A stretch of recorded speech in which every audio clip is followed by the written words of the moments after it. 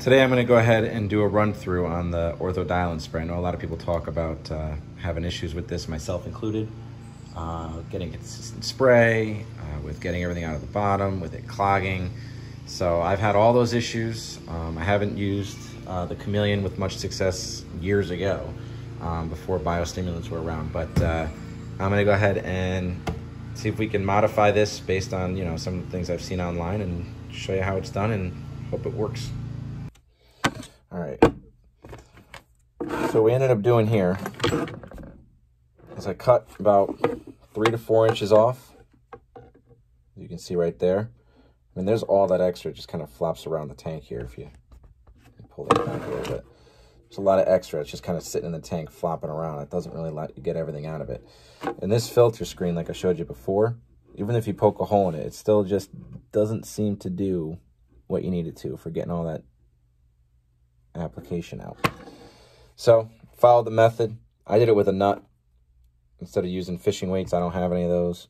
So I just took the nut, did a zip tie, made it somewhat snug, not enough to close up on the pipe, not enough for it to just kind of fall off on its own. And we're going to see how that works.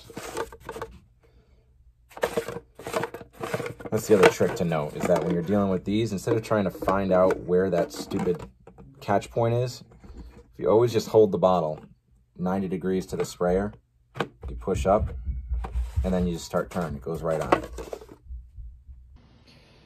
Just a quick follow-up on this one. I ripped it all apart. I really wanted to see what was the problem with all this restriction and the issues people were having. And I think, you know, more than just the screen, is that if you look at the diameter here of the inlet, because that's what fits over the pipe. You can see here, there's the weight, and it all just kind of ties together. And this piece holds in the pipe. And I'll show you right now, you can see, I'll give you a nice close-up of the difference in size and diameter of that attachment piece versus the hose itself. So regardless of the fact that that weight is there, it's this piece here that's causing all the restriction. So it's not just the screen as much as it's that reduction in the diameter. So, like I said, we're gonna try spraying this a little while and see how it does. Stay tuned. So I got all the products ready to go. Everything's lined up. Got a little tube.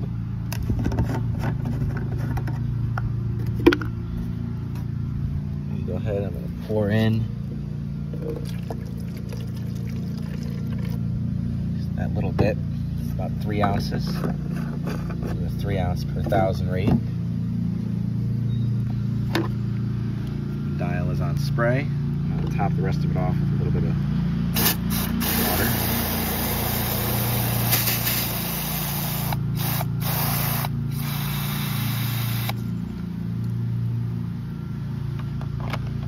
Hook that up.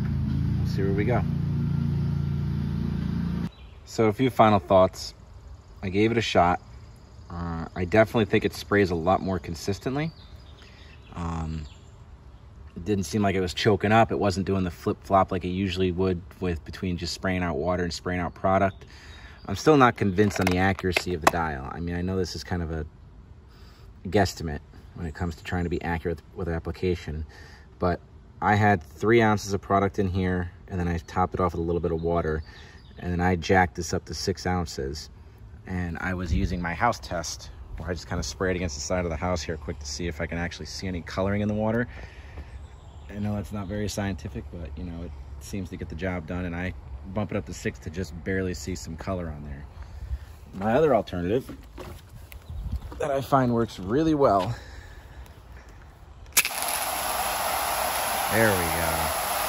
That is a much, much darker color than what I was getting with the Ortho DnS spray.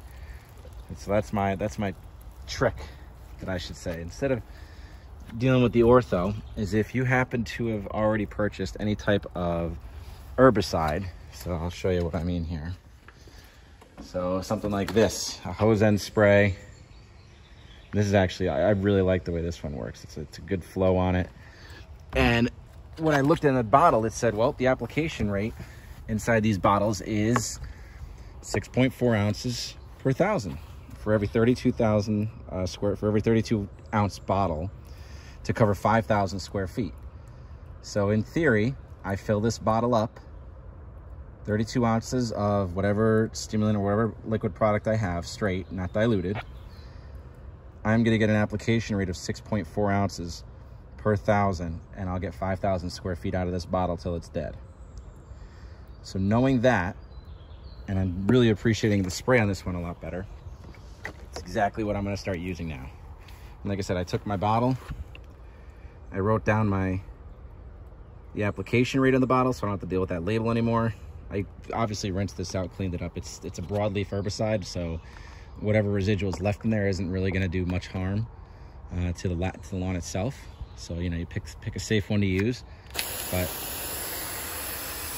again, you get a much nicer spray, much more consistent.